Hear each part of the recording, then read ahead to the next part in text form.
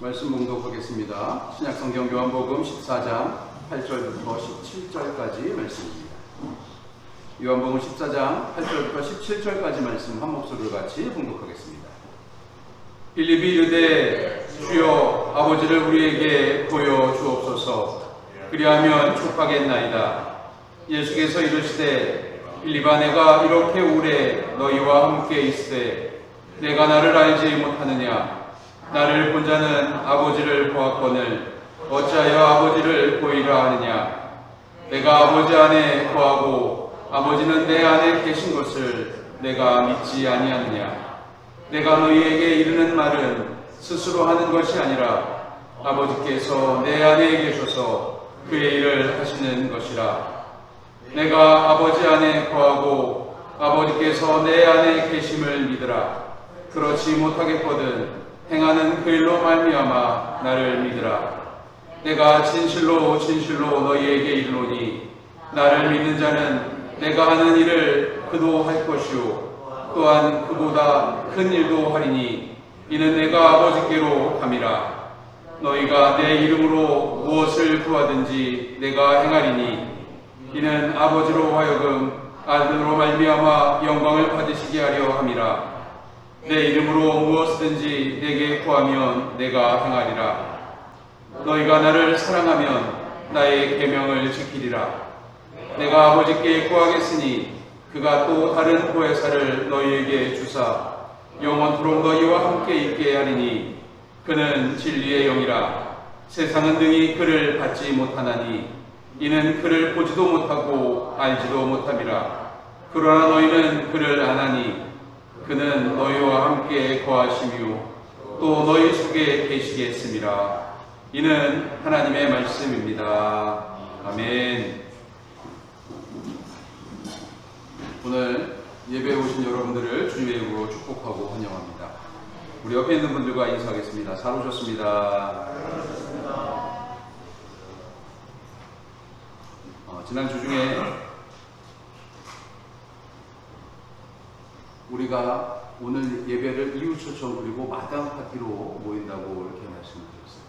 물론 코로나가 아직 종식됐다 마음대로 활동하는 것이 쉬운 일이 아니기 때문에 저도 몇몇 분들에게 권하긴 했습니다만 낯선 교회 오는 게 쉬운 일이 아닙니다. 그럼에도 불구하고 오늘 이 자리에 오신 여러분들을 주님으로 간절히 축복합니다. 오늘 성령 강림절입니다.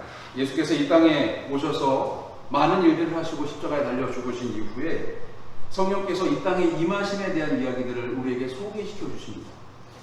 예수께서 이 땅에서의 사역을 마치고 성령이 오셨다는 것, 그것은 예수님이 말씀하신 세상 끝날까지 내가 너희와 항상 함께 하겠다는 약속의 모습이고 그 약속의 성취가 되는 날이 바로 이 성령 강림절입니다.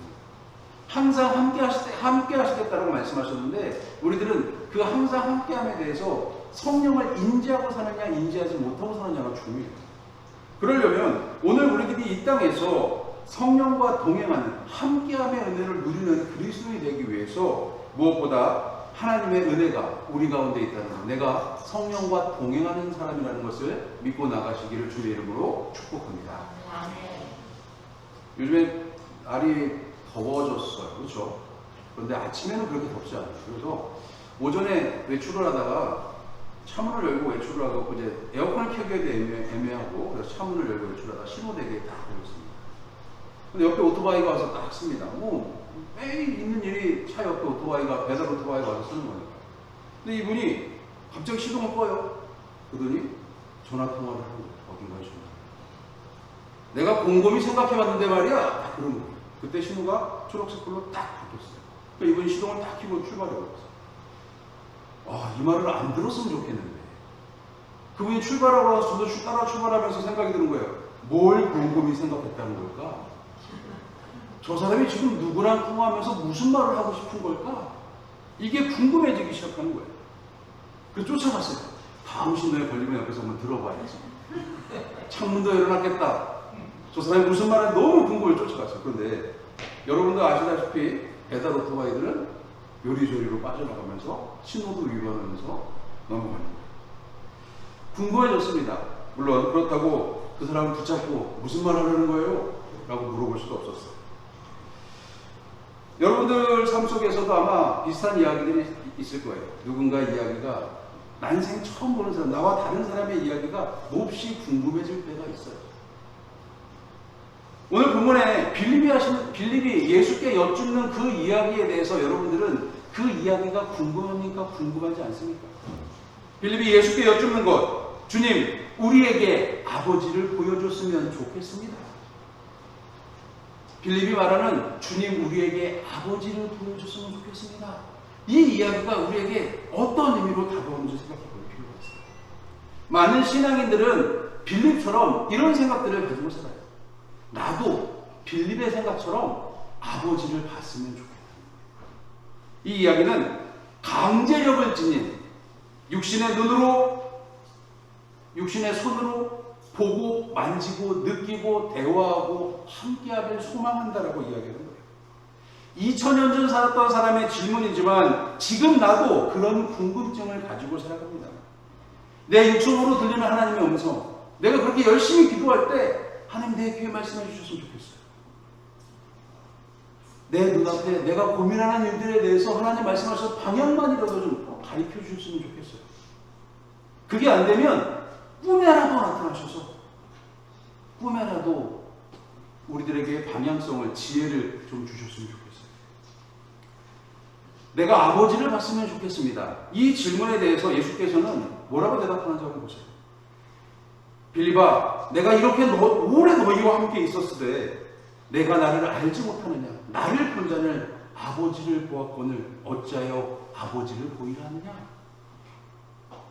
약간 동문서답 같기도 하고 이게 무슨 말인가 의아하기도 합니다.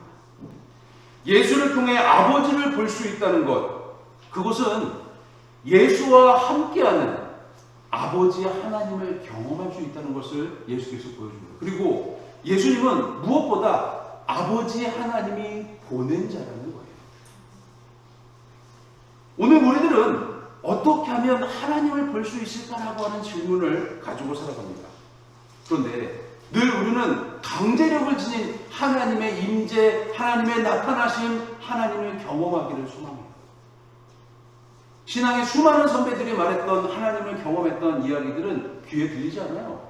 지금 내가 고민하고 내가 기도하고 내가 걱정하는 것들이 하나님 내 눈앞에 내 육신의 눈으로 보고 내 육신의 귀로 들리는 경험을 하기를 소망한다는 거예요. 의학 용어 중에 라포라고 하는 말이 있습니다. 라포 형성 이렇게 얘기하는데 영어는 라포트라고 하는 단어인데 이 뜻을 그대로 영어 단어를 그대로 풀이하자면 친밀한 관계 혹은 조화로운 관계라고 하는 뜻을 가지고 있어요. 의학 용어에서 의사들이 제일 중요하게 생각하는 것이 라포 형성이에요. 의사와 환자 간의 친밀한 관계가 형성이 돼야 된다는 거예요. 왜냐하면 환자가 수술대 위에 눕기 위해서는 그 의사를 신뢰해야만 된다는 거예요. 그렇죠? 우리가 수술 동의서 쓴다고 그 두려움이 없어지진 않는 거예요. 그런데 의사를 만나고 수술 전날 수술 동의서를 다 쓰고 나서 수술 전날 의사가 와서 얘기해 준 거예요. 야, 선생님 제가 봤을 때 문제 되지 않습니다. 어려운 수술 아닌 것 같아요. 혹은 어려운 수술이지만 잘해보겠습니다. 최선을 다하겠습니다. 이렇게 차트를 보면서 이야기해주는 그 이야기에 관계 형성이 제대로 되면 어떻게 해요? 목숨을 걸고 수술대 위에 눕는 거예요. 수면 마취가 되면서도 전신 마취를 하면서도 그것에 대해서 의사를 믿고 가는 거예요. 이 라포 형성의 가장 중요성은 어떤 때냐면 수술 경과가 좋지 않아서 재수술을 해야 될 때는 거예요. 재수술을 해야 될 때 라포 형성이 제대로 되는 환자들은요 그 의사에게 다시 수술을 받는 거예요. 근데 라포 형성이 제대로 안 된 환자들은 다른 병원을 찾아가거나 다른 의사로 바꿔달라고 이야기한다는 겁니다. 우리는 예수를 그리스도라고 고백하는 사람들입니다. 그런데 우리가 예수님과 어떤 관계를 형성하느냐에 따라서 오늘 본문의 말씀을 해석할 수 있느냐 없느냐로 우리는 나뉘어질 수밖에 없습니다. 빌립처럼 우리도 하나님을 내 눈으로 보고 내 손으로 만지고 내 귀로 듣는 강제력을 지닌 하나님을 경험하기를 소망합니다. 마치 점쟁이나 무당을 찾아가듯이 하나님이 나에게 내가 기도하는 것들에 대해서 방향성을 좀 일러줬으면 좋겠어요. 어쩌면 우리는 하나님을, 예수님을 기적을 일으키는 가장 중요한 매개체로 오해하고 있을지도 모르겠습니다. 지금 우리에게 제일 중요한 것은 하나님과의 라포 형성, 하나님과의 친밀한 관계가 이어지느냐는 거예요. 하나님이 이 땅에 예수를 보내신 이유가 무엇이냐면 우리와 친밀해지기 위해서였어요. 하나님 우리와 함께하고 싶으셔서 예수님을 보내셨고 우리의 손을 잡으셨고 우리를 사랑한다라고 표현하고 계신다는 거예요. 하나님이 먼저 내민 그 손을 우리는 어떻게 잡고 있느냐, 이것이 중요하다는 거예요. 여전히 나를 사랑하시는 분, 여전히 나와 관계 맺고 싶어 하시는 분, 여전히 내 이름을 부르고 싶어 하시는 분이 계십니다. 이 어렵고 힘든 현실에서 나를 지키기 원하신다고 말씀하시는 분이 계십니다. 그것을 입으로만 고백하는 것이 아니라 내 믿음으로, 내 현실로, 내 삶으로 고백하는 것이 오늘 우리들의 라포 형성의 제일 중요한 부분이라는 거예요. 그렇다면 우리는 어떻게 하나님을 만날 수 있을까요? 14절 말씀을 좀 볼게요. 내 이름으로 무엇이든지 내게 구하면 내가 행하리라. 내 이름으로 무엇이든지 내게 구하면 내가 행하리라. 여러분, 예수님께서 오늘 본문의 요한복음 14장 8절부터 17절까지 말씀에서 이 이야기를 두 번이나 하십니다. 그리고 요 14장 14절에 가만히 들여다보면요, 내 이름으로 무엇이든지 내게 구하면 내가 행하겠다. 예수님이 하신 말씀 중에 이렇게 강력하게 내가 세 번이나 말씀하신 이야기들이 거의 없어요. 어쩌면 이것은 예수님이 오늘 우리를 통해서 확신을 두고 싶으셨던 거예요. 우리가 소망을 가지고 기도하면 기도하는 모든 것을 이루어 주시겠다라고 말씀하시고 계시는 거예요. 아멘이 없으시군요. 사업의 어려움, 자녀의 진로, 미래, 취직, 그리고 나와 가족의 건강, 수많은 기도들을 우리는 하면서 살아갑니다. 그 기도가 현실에서는 어렵지만 기적처럼 이루어지기를 소망하며 살아갑니다. 그런 주님이 내게 무엇이든지 행하겠다라고 말씀하시는 것에 우리는 어떻게 받아들일 수 있냐는 거예요. 예수의 이름으로 무엇이든지 예수께 구하면 예수께서 행하신다. 이 말씀은 우리가 예수와 아버지와의 관계 형성에 제일 중요한 친밀함을 유지하고 있느냐에 대한 부분으로 나눌 수 있습니다. 지금도 가슴 아픈 이야기 중에 하나가 교회를 떠나면서 어떤 분이 제게 했던 말이에요. 그렇게 열심히 기도하고, 그렇게 열심히 헌신하고, 그렇게 열심히 헌금하고, 그렇게 열심히 노력했는데 하나님 내 기도에 응답하지 않으십니다. 그 사람은 단지 시험에 한번 떨어진 것밖에 없어요. 그런데 하나님 자기 기도에 응답하지 않으신대요. 와, 저는 그걸 보면서 되게 속상했어요. 안타까웠습니다. 가슴이 아팠습니다. 왜 그런 일이 일어났을까요? 오늘 본문에 등장하는 내 이름으로 내게 무엇이든지 구하면 내가 행하겠다는 것을 오해하기 시작하면서 이런 이야기가 생겨나는 거예요. 우리는 기도를 마칠 때마다 어떤 한 문장을 집어넣습니다. 뭘 집어넣어요? 예수님의 이름으로 기도했습니다. 아멘. 내 이름으로 내가 무엇이든지 구하면, 내게 무엇이든지 구하면 내가 행하리라는 이것의 가장 중요한 단서가 예수님의 이름으로 기도합니다. 우리의 삶에 그것으로 드러나요. 그런데 그 기도의 내용이 어떠냐는 거예요. 맨 마지막에 예수님의 이름으로 기도했습니다. 아멘이 아니라 그 기도의 내용은 내 이름 예수께 구하고 있냐는 거예요. 우리들의 기도의 내용을 한번 들여다보자고요. 우리가 오늘 예배당에 와서 했던 기도, 우리가 지난 주 중에 했던 기도의 내용들을 한번 들여다보자고요. 마태복음 6장에 보면 예수님께서 제자들에게 주기도문을 가르치십니다. 그리고 그 제자들에게 주기도문을 가르친 후에 마지막 당부를 하세요. 마태복음 6장 31절 33절 말씀입니다. 그러므로 염려하여 이르기를 무엇을 먹을까 무엇을 마실까 무엇을 입을까 하지 말라. 이는 다 이방인들이 구하는 것이라. 너희 하늘 아버지께서 이 모든 것이 너희에게 있어야 할 줄 아시느니라. 그런즉 너희는 먼저 그의 나라와 그의 의를 구하라. 그리하면 이 모든 것을 너희에게 더하시리라. 아쉽게도 우리의 기도의 대부분은요, 무엇을 입을까 무엇을 먹을까에 대한 기도였어요. 자녀의 미래를 위해서, 건강을 위해서, 가정을 위해서 기도한다라고 하면서 우리들은 좋은 대학에 가서 좋은 직장에 가고 좋은 가정을 이루고 잘 먹고 잘 사는 가정이 되게 해달라고 기도했습니다. 내 자녀가, 우리 가정이 그렇게 잘 먹고 잘 입고 잘 살게 해달라고 기도했어요.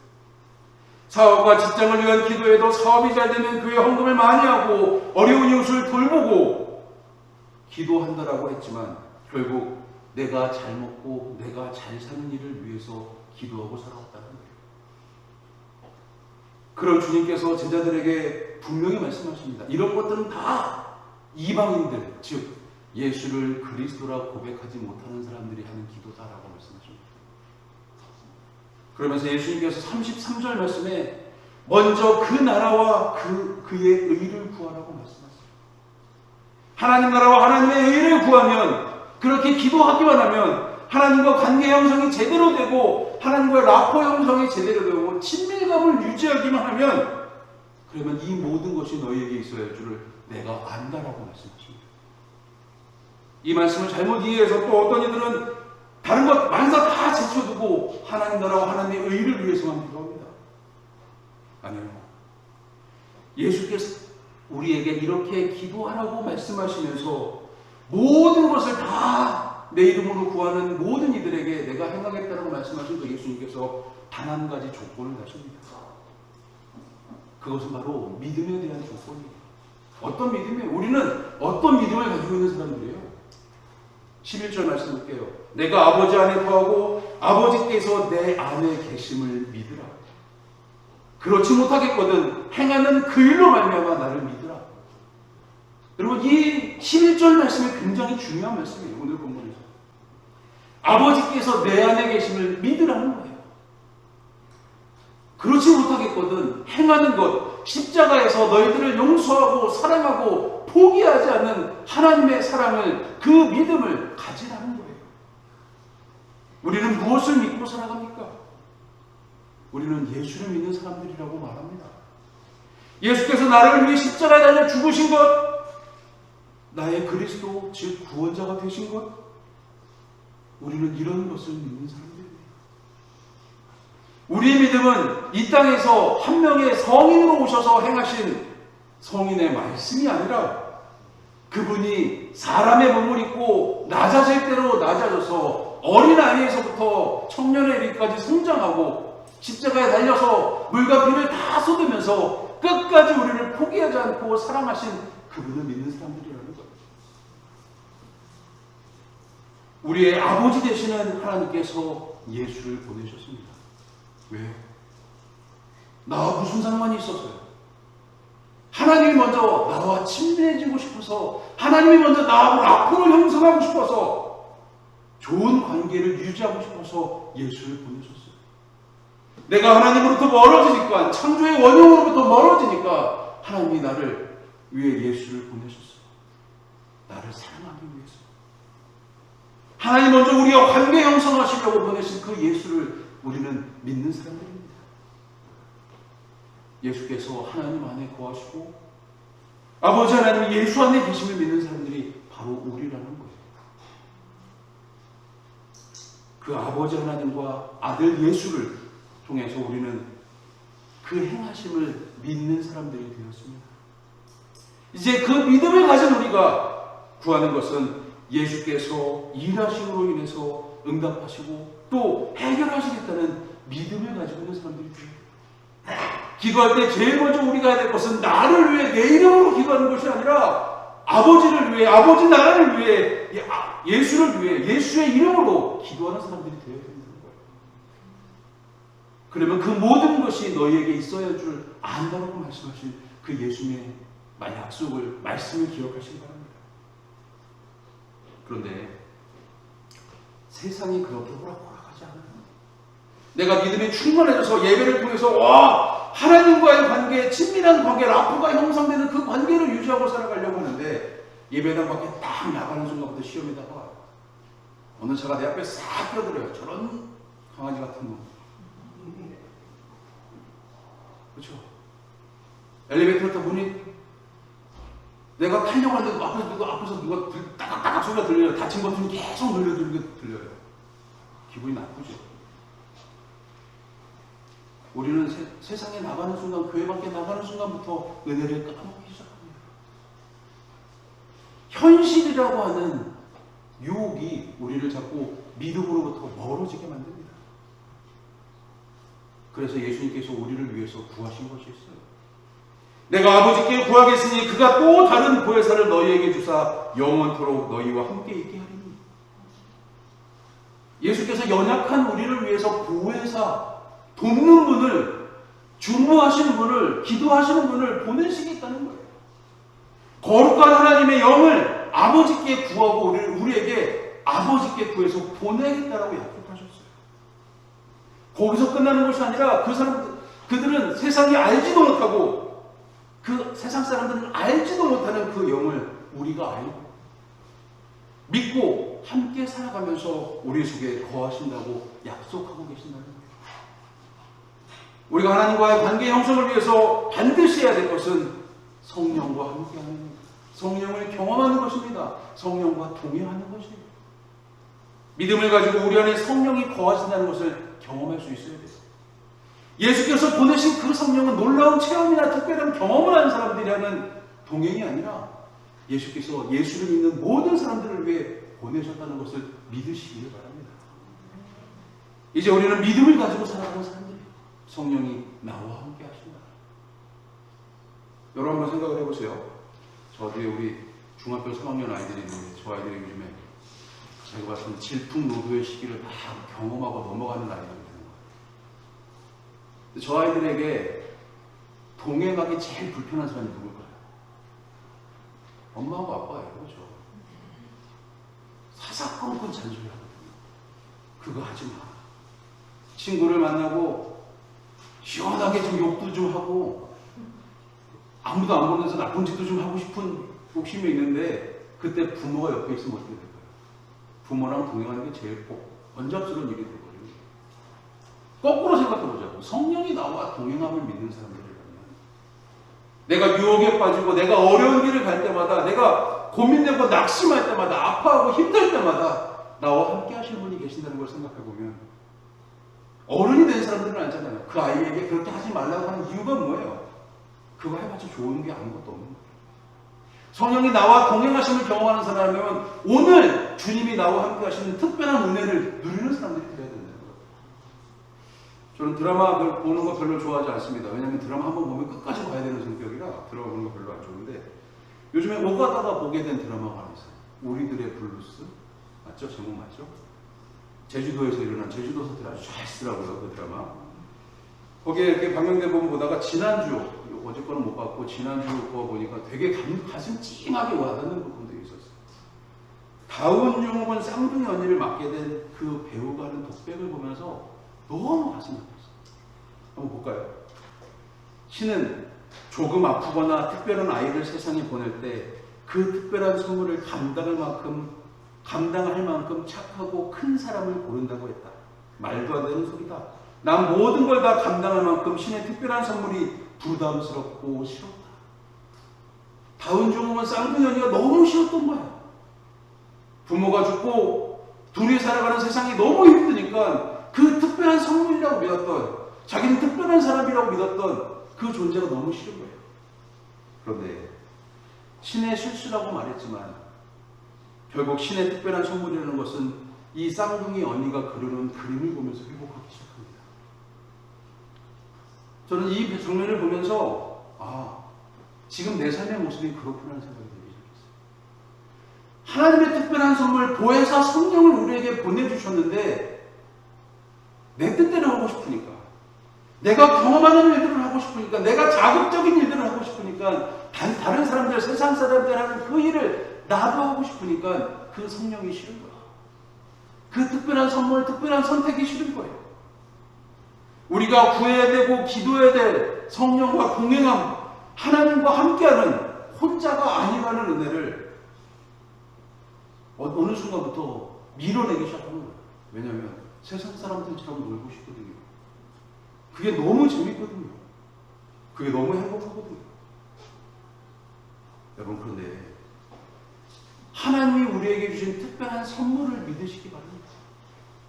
성령이 우리와 함께 하신다는 은혜를 경험하시기 바랍니다. 오늘 본문을 통해서 예수님께서 우리에게 진짜 하고 싶으셨던 이야기가 뭐예요? 내가 너희들을 사랑한다. 내가 곧 죽을 텐데, 내가 십자가에 달려 죽을 텐데, 내가 죽은 이후에 끝나는 것이 아니라 연약하고 상처 많은 너희들을 안아주고 끌어안기 위해서, 사랑하기 위해서 성령을 보내줄 거다. 그 성령과 동행하라고 말씀하시는 거예요. 우리와 함께하고 싶다라고 말씀하시는 거예요. 예쁘게 착상을 차려놓고 우리와 함께하고 싶은 하나님의 은혜, 마지막 진짜 하고 싶은 이야기가 뭐냐면 하나님과의 관계를 바르게 하기 위해서 성령을 보내줄 거야. 다른 거 필요 없다. 하나님과의 관계 형성만 제대로 되면 된다. 하나님만 믿으면 된다. 하나님이 내 안에 있는 것처럼 너희들 안에 성령을 보내주고 성령을 통해서 하나님과의 관계를 회복하면 된다 라고 이야기하십니다. 세상을 살아가다 보면 풍랑을 만날 수밖에 없어요. 하지만 주님은 그 풍랑까지도 다스리셨던 분이에요. 그 주님이 우리와 함께하기 위해 성령을 보내주셨어요. 성령을 통해 우리 안에 거하심을 통해 함께하기를 소망하고 계신다는 거예요. 예수께서 진짜 하고 싶으셨던 이야기, 내가 너희들과 함께하고 싶다. 너희들이 먼저 나에게 좋은 관계를 유지하는 것이 아니라 내가 먼저 너희들에게 좋은 관계를 맺자고 먼저 요구하는 것이다 라고 말씀하십니다. 세상 속에서 나를 위한 기도가 아닌 내 귀에 들린 이웃들의 기도를 하면서 하나님 나에게 주신 마음을 경험해보세요. 지금까지는 내 모습만 생각하고 내 미래만 생각하고 우리 가족들만 생각하며 살아왔지만 내 귀에 들린 이웃들의 이야기는 어쩌면 성령이 내 안에 계시기 때문에 들리는 이야기였고요.